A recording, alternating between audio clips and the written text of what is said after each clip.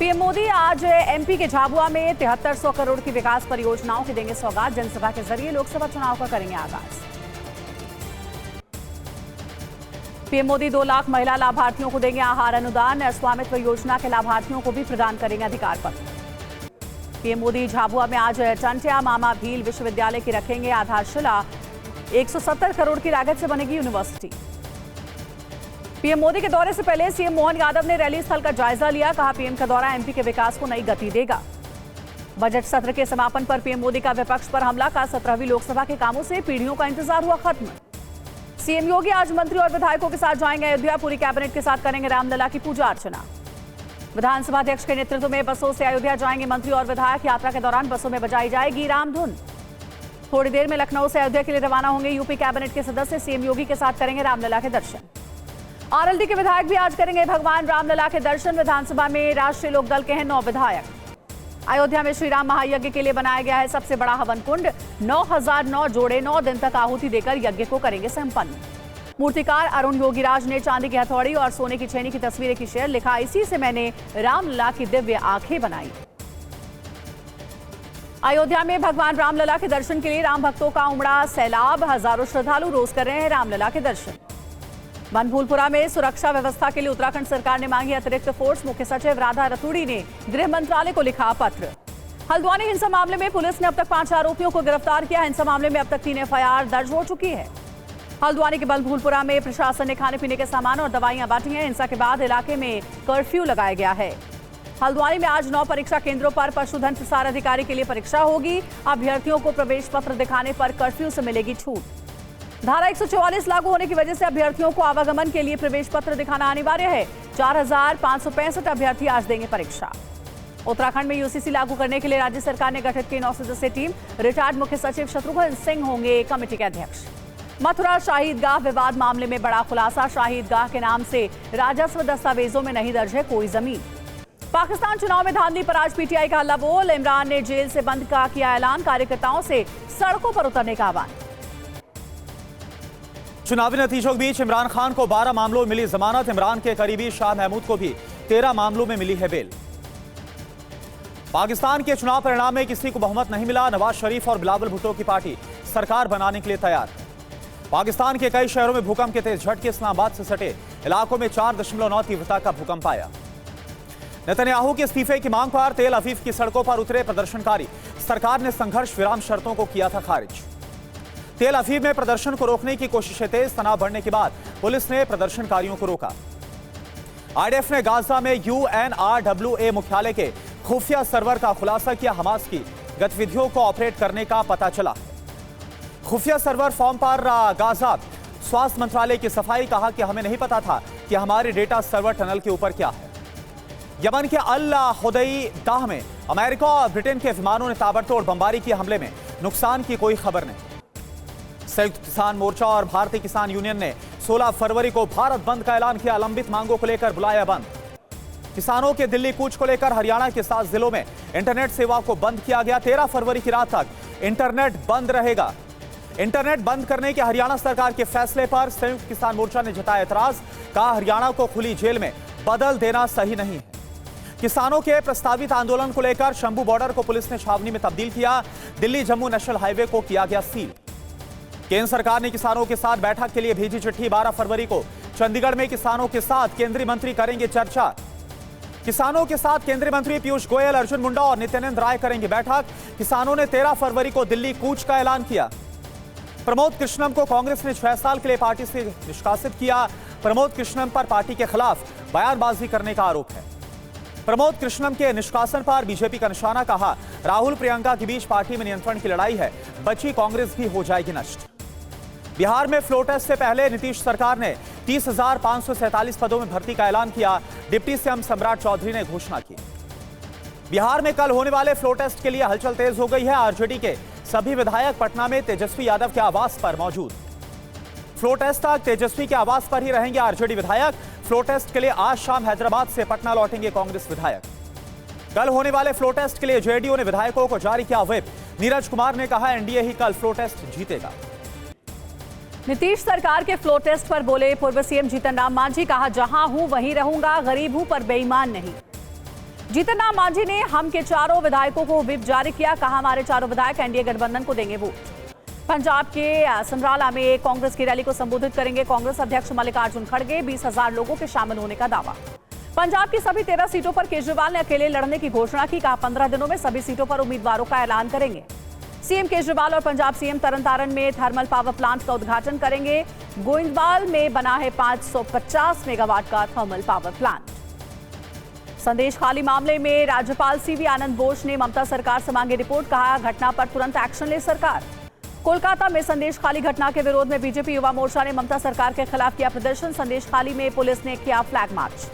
संदेश खाली मामले पर बंगाल के डीजीपी का बयान, कहा हालात पूरी तरह से काबू में है। अमेरिका ने पश्चिमी यमन में हूती के हथियारों को तबाह किया। यूएस के मुताबिक हमले में हूती के साथ एंटीशिप क्रूज मिसाइल तबाह। ईरान समर्थित मिलिशिया गुटों ने अमेरिका की सहयोगी सेनाओं पर दी हमले की धमकी, कहा अमेरिकी हमलों का लिया जाएगा बदला। इसराइल का सीरिया की राजधानी दमिश्क के बाहरी इलाकों पर हवाई हमला, हवाई हमलों में किसी के हताहत होने की खबर नहीं। हिजबुल्लाह की नॉर्दर्न इसराइल में बारूदी बौछार, रिपोर्ट के मुताबिक दागे गए 30 में से ज्यादातर को आईडीएफ ने मार गिराया। हिजबुल्लाह ने इजरायली सेना पर हमले का नया वीडियो जारी किया। वीडियो में मरकावा टैंक के विस्फोट में उड़ते दिखाई दिए परखच्चे। ईरान का लेबनान और फिलिस्तीन में रेजिस्टेंस फोर्स के समर्थन का ऐलान, कहा रेजिस्टेंस फोर्स की वजह से इजरायल हुआ फेल। गाजा में आईडीएफ का ऑपरेशन जारी, हमास के बड़े इंफ्रास्ट्रक्चर को आईडीएफ ने किया तबाह। हमले में कई लड़ाकों की मौत। बाल यौन शोषण कांड के बाद हंगरी की महिला राष्ट्रपति कैटलिन नोवाक का इस्तीफा। बाल यौन शोषण की घटनाओं को छिपाने के दोषी व्यक्ति को राष्ट्रपति ने दिया था क्षमादान। बयान जारी कर बोली राष्ट्रपति नोवाक, का मेरे क्षमादान से कई लोगों को हुई घबराहट और अशांति, मुझसे गलती हो गई। राष्ट्रपति नोवाक के इस्तीफे पर बोले हंगरीवासी, कहा नोवाक के पद छोड़ने से खुश, पहले ही दे देना चाहिए था इस्तीफा। आज कर्नाटक के दौरे पर गृहमंत्री अमित शाह मैसूर में देवी चामुंडेश्वरी की पूजा करेंगे। बीजेपी कार्यकर्ताओं की बैठक में हिस्सा लेंगे। जीएसटी उल्लंघन के लिए फर्जी समन भेजने वालों को सरकार ने जारी की चेतावनी, कहा जीएसटी उल्लंघन के नकली समन से बचे करदाता।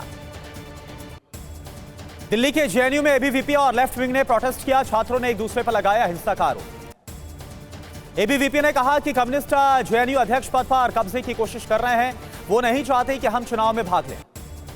जेएनयू छात्र संघ के अध्यक्ष आईसी घोष ने एबीवीपी के आरोप को बेबुनियाद बताया, कहा एबीवीपी डर का माहौल बनाने की कोशिश कर रही है। हेमंत सोरेन से जुड़े मनी लॉन्ड्रिंग के केस में कांग्रेस सांसद धीरज साहू से ईडी ने पूछताछ की। सोरेन के घर से मिली बीएमडब्ल्यू कार को लेकर पूछताछ हुई। कांग्रेस नेता बाबा सिद्दीकी अजित पवार की मौजूदगी में एनसीपी में हुए शामिल। आतिशबाजी के बाद सिद्दीकी का स्वागत हुआ। एनसीपी में शामिल होने पर बोले बाबा सिद्दीकी, कहा मैं चाहता हूं कि अजित पवार के साथ ही हर हाथ में हो घड़ी। समस्तीपुर में भी शिक्षकों ने मशाल जुलूस निकालकर आदेश का विरोध किया, कहा 20 साल के बाद सरकार को आई दक्षता परीक्षा की सुध। बिहार में नियोजित शिक्षकों ने दक्षता परीक्षा के आदेश का विरोध किया। शिक्षा विभाग ने सक्षमता परीक्षा लेने का दिया है आदेश। दिल्ली से श्रद्धालुओं को लेकर आस्था ट्रेन अयोध्या रवाना हुई। बीजेपी सांसद मनोज तिवारी ने ट्रेन को हरी झंडी दिखाई। सीएम योगी आदित्यनाथ का अखिलेश पर तंज, कहा कि उनके साथ आने को कोई नहीं तैयार है, क्योंकि ये कब धोखा दे दे कोई पता नहीं। पंजाब में घर घर राशन योजना पर केजरीवाल का बयान, कहा राशन की चोरी पर लगेगी लगाम, दूसरे राज्यों में भी लागू होगी ऐसी योजना।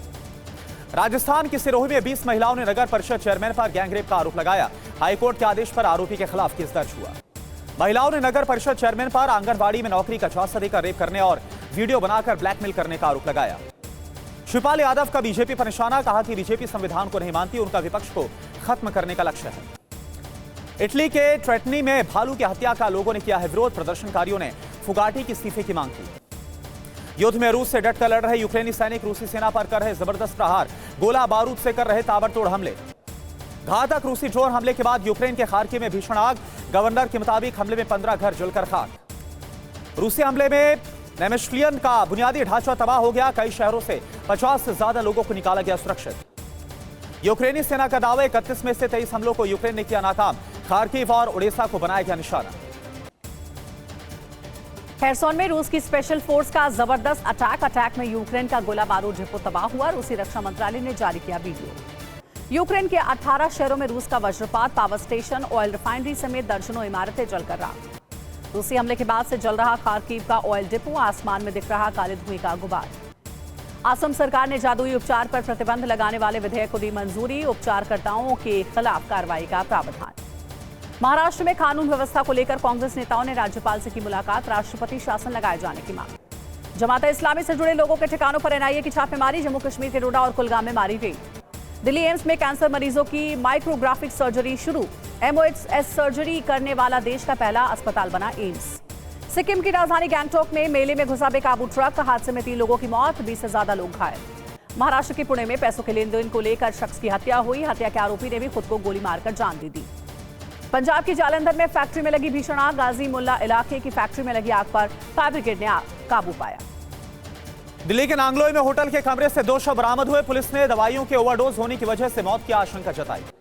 दिल्ली में मोहन गार्डन इलाके के मकान में लगी भीषण आग, किसी के हताहत होने की कोई खबर नहीं। भारत और ऑस्ट्रेलिया के बीच बेनोनी में आज अंडर-19 वर्ल्ड कप का फाइनल है। इतिहास में तीसरी बार फाइनल में भिड़ेंगी दोनों टीमें। ओडिशा के भुवनेश्वर में चल रही FIH प्रो लीग में भारत ने स्पेन को हराया। कप्तान हरमनप्रीत सिंह ने दागे 2 गोल। राष्ट्रीय पुस्तकालय के लोकार्पण के साथ ही नई दिल्ली पुस्तक मेले की शुरुआत हुई। केंद्रीय शिक्षा मंत्री धर्मेंद्र प्रधान ने उद्घाटन किया। रूस के हमले में 7 लोगों की मौत हुई, कई घायल। हमले की चपेट में कई इमारतों को भारी नुकसान। हमले के बाद खार्किव में बड़े हिस्से में ब्लैकआउट हो गया। पूरे शहर में बिजली पानी का संकट। रूसी हमले से पावर वाटर स्टेशन जल गए। हमले के बाद खार्किव में आपातकाल लागू हुआ। सर्दी में खार्किव के लोगों पर सबसे बड़ा संकट। हमले में 7 लोगों के साथ 3 बच्चों की भी मौत हुई। हमले के बाद खार्किव में पानी की किल्लत हुई। दूसरे शहरों से पानी आने में हो रही है काफी देरी। रूसी हमले में पाइपलाइन ध्वस्त हो गई। यूक्रेन के मिकोलाइव में रूस का भीषण हमला हुआ। हमले से शहर में कई जगह आगजनी हुई। कड़ी मशक्कत के बाद फायर फाइटर्स ने बुझाई आग।